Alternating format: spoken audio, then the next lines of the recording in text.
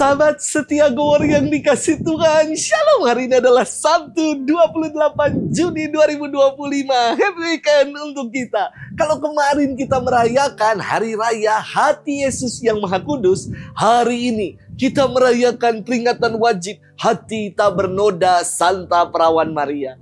Maka semakin jelas bahwa peringatan dan gelar-gelar Bunda Maria selalu terkait berhubungan erat dengan Yesus putranya.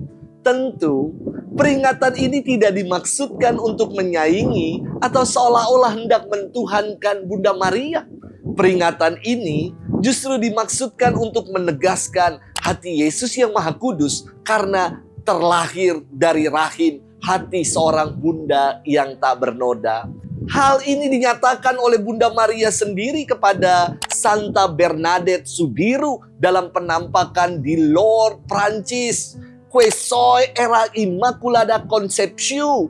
Aku adalah yang dikandung tanpa noda. Tepatnya terjadi pada tanggal 25 Maret tahun 1858. Yesus yang lahir dari rahim Maria yang disebut kudus, anak Allah, ini pula yang diakui oleh Petrus dengan menyebut Yesus sebagai yang kudus dari Allah.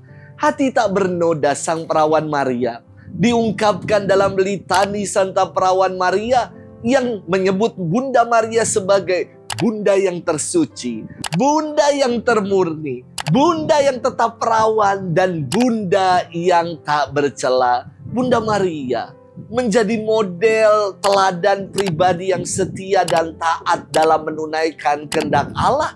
Sebagai hamba Allah yang sejati, Bunda Maria mengatakan, "Aku ini hamba Tuhan, terjadilah padaku menurut perkataan Tuhan." Peringatan hati tersuci Bunda Maria atau hati tak bernoda Bunda Maria ditetapkan oleh Paus Pius ke-12 pada 8 Desember tahun 1942 bertepatan dengan memperingati 25 tahun penampakan Bunda Maria di Fatima. Hari ini kita akan bersama-sama merenungkan firman Tuhan yang diambil dari Injil Lukas 2 ayat 41 sampai dengan 51. Kita siapkan hati kita.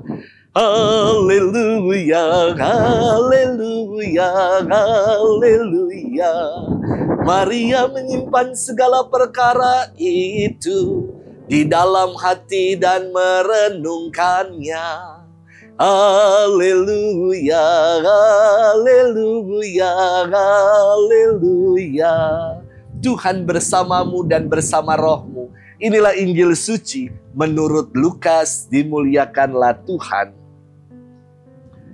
Tiap-tiap tahun pada hari raya Paskah, orang tua Yesus pergi ke Yerusalem.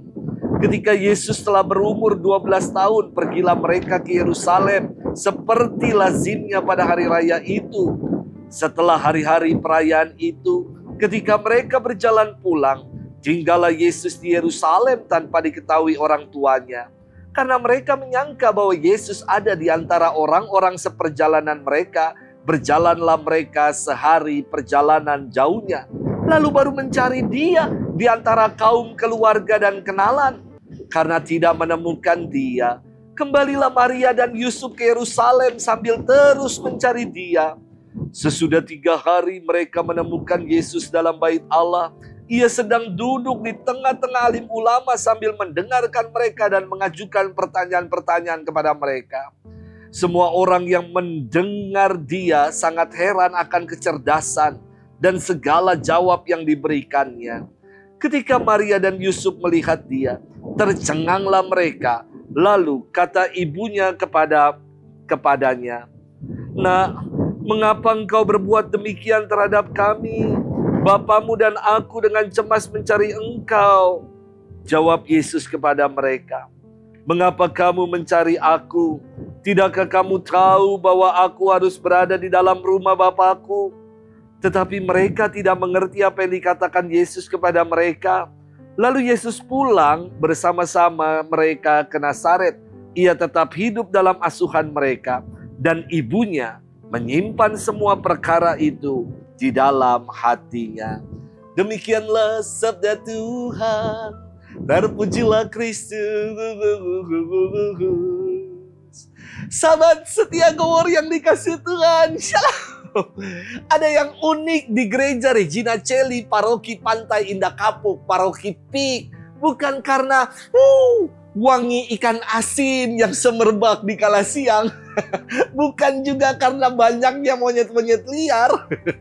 Tetapi di gereja Regina Coeli ini ada sebuah kapel adorasi abadi yang bernama Hati Tersuci Bunda Maria.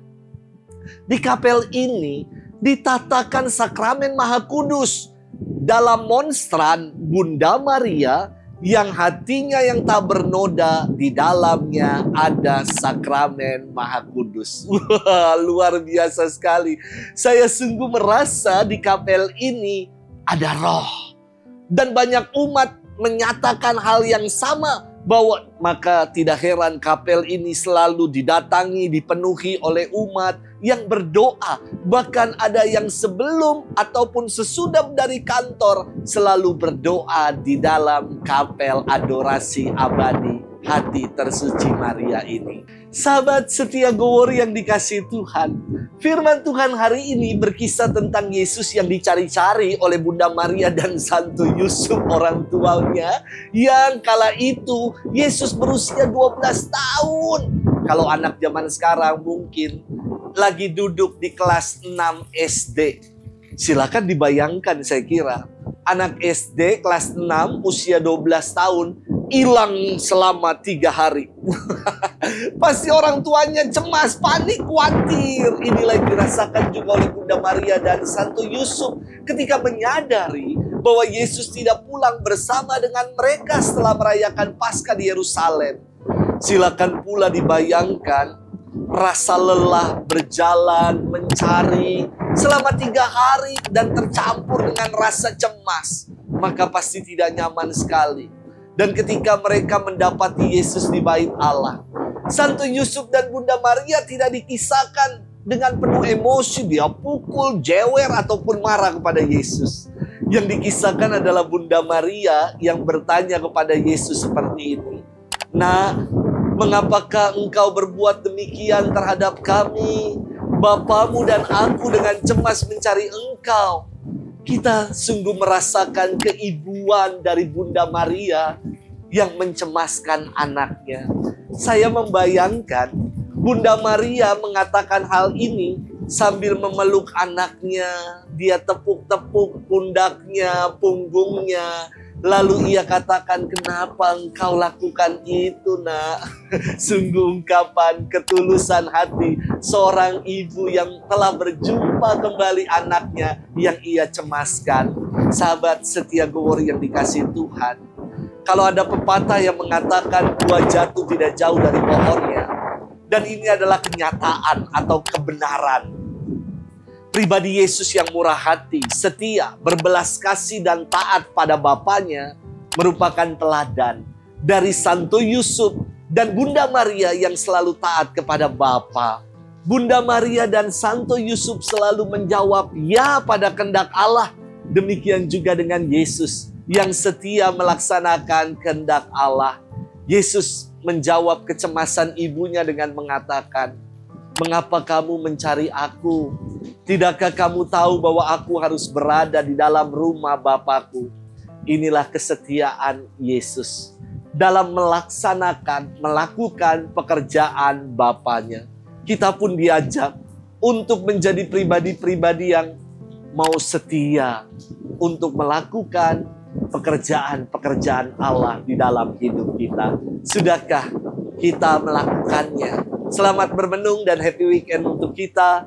Tuhan memberkati kita selalu. Dalam nama Bapa dan Putra dan Roh Kudus. Amin.